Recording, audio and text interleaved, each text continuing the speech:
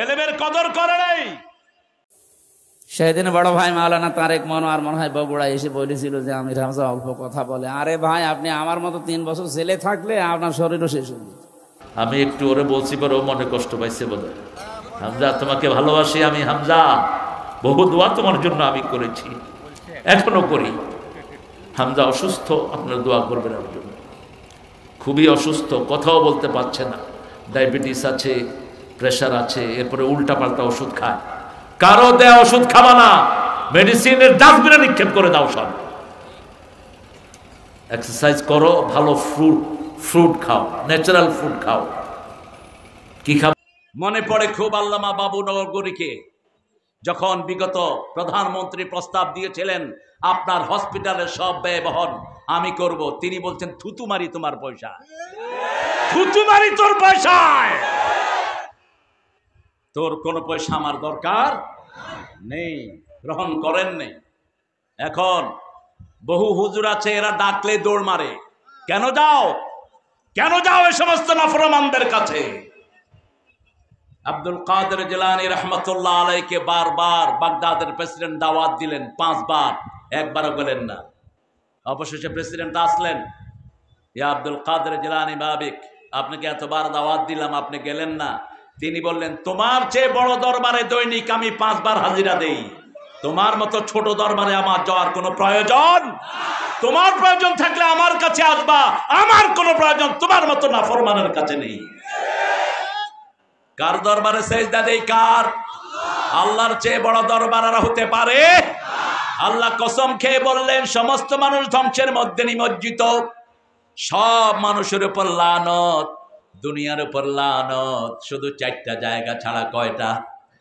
প্রথম হলো আল্লাহর জিকির। আল্লাহর জিকির কাকে বলে? প্রথম জিকির হলো কোরআন। প্রথম জিকির কি? দ্বিতীয় জিকির হলো লা ইলাহা ইল্লাল্লাহ,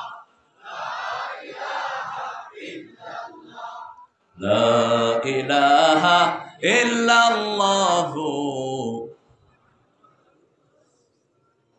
তৃতীয় হলো আলেম। তৃতীয় কি? আলেম। আলেম কাকে বলে? কিতাব মিশকাতের ভিতরে একটা ব্যাখ্যা এসেছে, ওমর ফারুক রাদিয়াল্লাহু আনহু বলছেন, আলেম কারা? আলেম হলো তারা যারা যেটা মানে তারা হলো সেটার আলেম। যে নামাজের পাবন্দি করে সে নামাজের আলেম। নামাজ যে জানে, ইয়ামালুনা মা ইয়ালামুন, যেটা জানে ওটা যে আমল করে সে আলেম। সে কি? আলেম। যে নামাজ জানে, 5 ওয়াক্ত নামাজ পালন করলো, সে কি? নামাজের আলেম। পর্দা জানলো, পর্দার আলেম।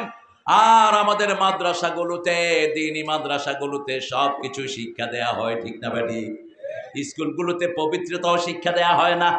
একটা ছেলে কেন গোসল ফরজ হয় জানে না, স্কুলের এমএ পাস করেও। একটা মেয়ে কিভাবে না পাক হয় মেয়ে জানে না, ঠিক না বেটি? এই জ্ঞানগুলো অর্জন করা সুন্নত না নফল? হ্যাঁ, ফরজ। এগুলো কি? ফরজ। আমরা এই জ্ঞানগুলো অর্জন করব, রাজি আছি তো? আল্লামা সাইদির কথা খুব মনে পড়ে। তিনি বলছিলেন, আমার 2টা চোখ, একটা হলো আলিয়া, আরেকটা দরসে নিজামি। আলেমদের মধ্যে কোনো পার্থক্য যেন আমরা না করি। আমি দরসে নিজামিতে শুরুতে পড়েছি, আমার 2 দিকের ওস্তাদি আছে। আবার আলিয়াতেও যা কিছু সরকার সিলেবাসভুক্ত করেছে, চেষ্টা করেছি, ইউনিভার্সিটিতেও গিয়েছি। তবে আমাদের এক বুখারীর সরা এমএ পাস পর্যন্ত সমস্ত কিতাব মিলেও হবে না। এক বুখারীর যা ব্যাখ্যা ইমামগণ করে গেছেন, এগুলো একখানে করলে আর এমএ পাস পর্যন্ত সব কিতাব একখানে করলে ভারী হবে কোনটা? জোরে বলেন। বুখারী। শুধু মিশকাতের সরাইতেও এগুলি ছাপিয়ে যাবে। এই জন্য আল ইলমু ইলমান, 2টি জ্ঞান আসল জ্ঞান। একটি হলো কোরআন, আরেকটি কি? আরেকটি কি? এখন বেদাতীরা বেরিয়েছে, বাতিল বহু পন্থা বেরিয়েছে, আহলে কোরআন। এরা আসলে আহলে কাফের। আহলে কোরআন বলতে কোন দল হতে পারে? যারা রাসূলের সুন্নাহ ছাড়া কোরআন বুঝতে যাবে তারা গোমরা। তারা কি? গোমরা। নামাজ রোজা কিচ্ছু বুঝতে পারবে না, কিচ্ছু পড়তে পারবে না। এই জন্য আমরা কোরআনের ব্যাখ্যা মানবো রাহমাতাল লিল আলামিন। সুন্নাহ আছে যেখানে আমরা আছি। চারটা কাজ আমরা করব, গজব থেকে বাঁচিয়ে দিবেন কে? প্রথম হলো ঈমান। প্রথম কি? ঈমান। ঈমান কাকে বলে? আল ঈমানু বিদউন ওয়া সাবউনা শু'বাহ ফাআফদালুহা কাউলু লা ইলাহা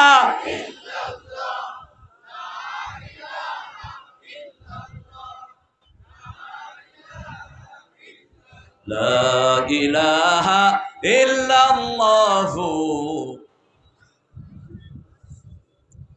এনায়েতপুরের সিংহ শারদুলরা একটা জিনিস থেকে নিজেকে হেফাজত করব, কোন বেদাত যেন আমাদেরকে স্পর্শ না করে।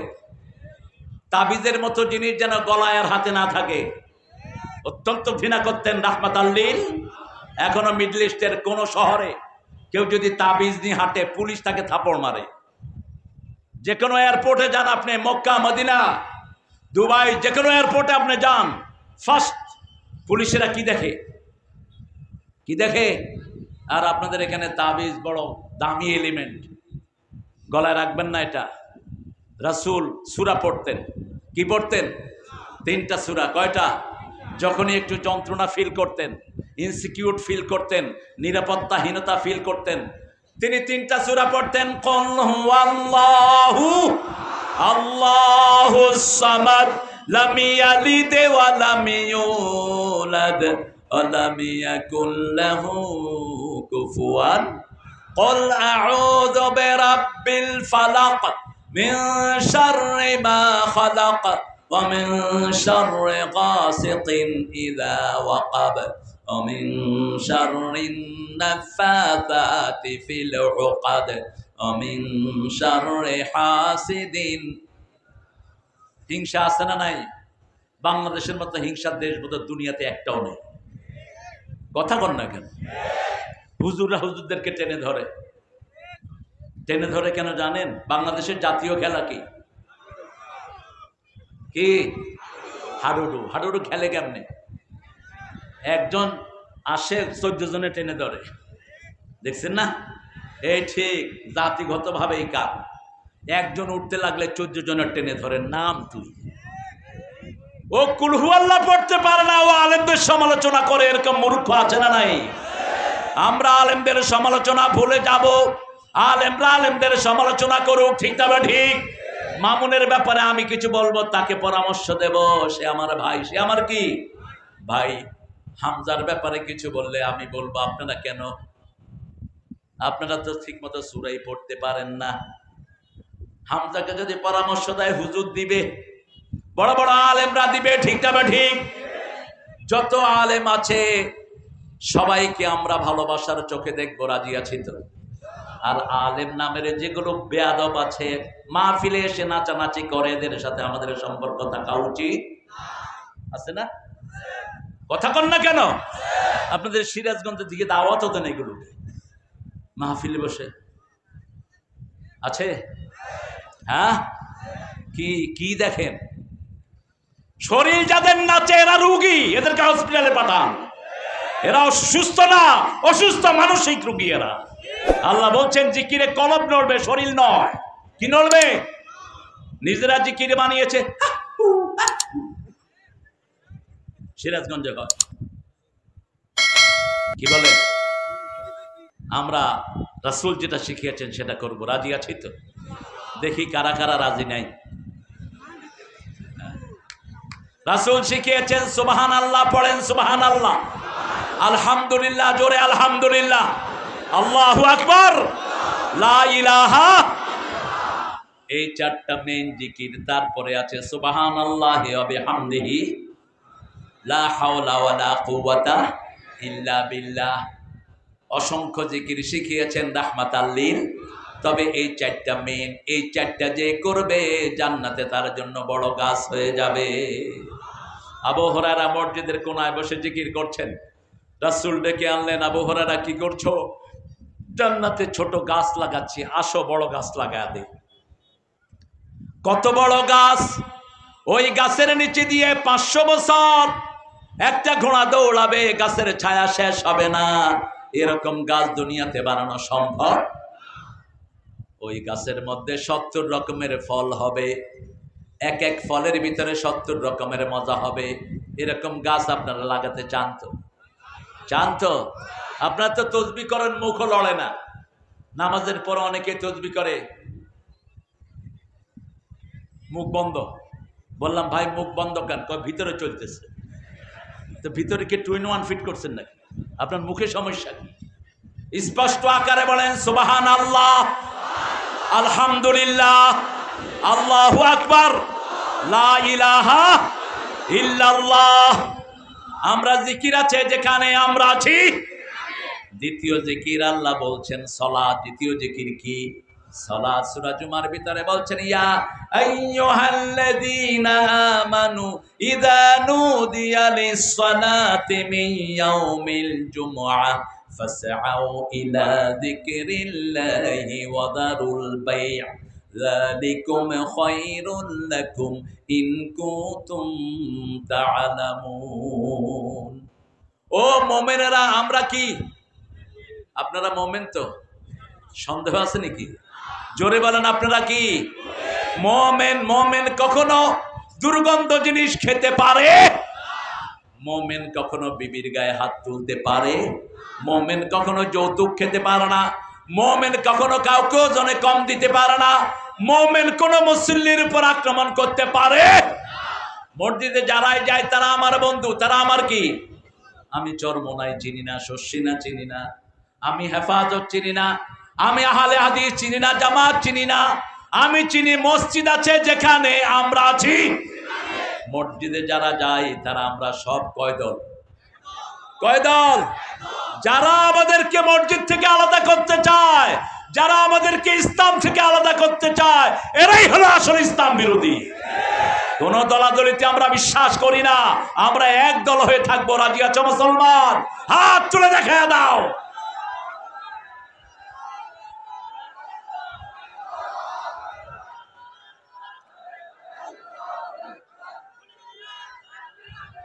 আপনাদের আওয়াজ কমে গেছে, আপনারা দুধ খান না।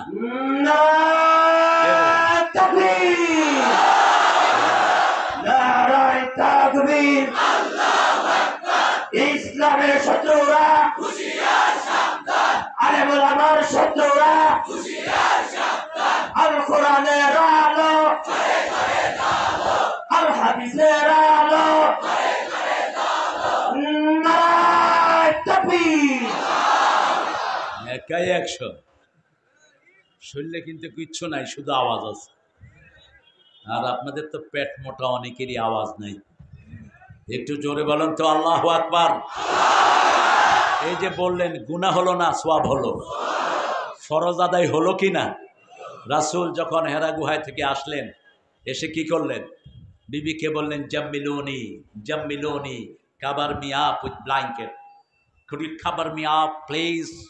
নিজের বিবিকে বললেন, জ্ঞানবৃদ্ধ বয়োবৃদ্ধ, পৃথিবীর সর্বশ্রেষ্ঠ নারী, আল্লাহর আরশের নিচে জমিনের উপরে যার চেয়ে শ্রেষ্ঠ নারী হয় না। সার্টিফিকেট দিচ্ছেন রাহমাতাল লিল আলামিন, যাকে আল্লাহ নিজে সালাম দিতেন। কি বরকতময় মা পেয়েছি। কবরে যখন ডাকা হয়, কবরের আওয়াজ, আযাবের কথা শুনে মা খাদিজা কাঁদছিলেন আর বলছিলেন ইয়া রাসূলুল্লাহ, আমি কিভাবে জবাব দেব কবরে? মা খাদিজাতুল কুবরাকে রাসূল সাল্লাল্লাহু আলাইহি ওয়াসাল্লাম বললেন, আপনি টেনশন করেন না, আপনি আগে যান না, আমি আগে যাই জানি না, তবে আপনি যদি আমার আগে চলে যান, আমি কথা দিচ্ছি আমি কবরের পাশে বসে থেকে আপনার প্রশ্নের উত্তর দিয়ে দেব। তাকে কবর দিয়ে দেয়া হলো। রাসূল তার শরীর ধোয়ালেন। মা খাদিজাতুল কুবরা এত বড় মহিয়সী নারী, জীবনে কোনোদিন রাসূলকে রেখে তিনি একা খান নাই। 5 বছর যখন হেরা পাহাড়ে রাসূল ছিলেন, সেই পাহাড়ে তিনি খাওয়া নিয়ে উঠে যেতেন। এই খাদিজাতুল কুবরাকে প্রায় তো রাসূল বলতেন, ও খাদিজা, ও তাহেরা, তোমার ঋণ আমি কোনোদিন শোধ করতে পারবো না। মা খাদিজাতুল কুবরা রাদিয়াল্লাহু আনহা চলে গেলেন। রাসূলের জীবনের সবচেয়ে দুঃখের বছর। একই বছর আবু তালেব গেলেন।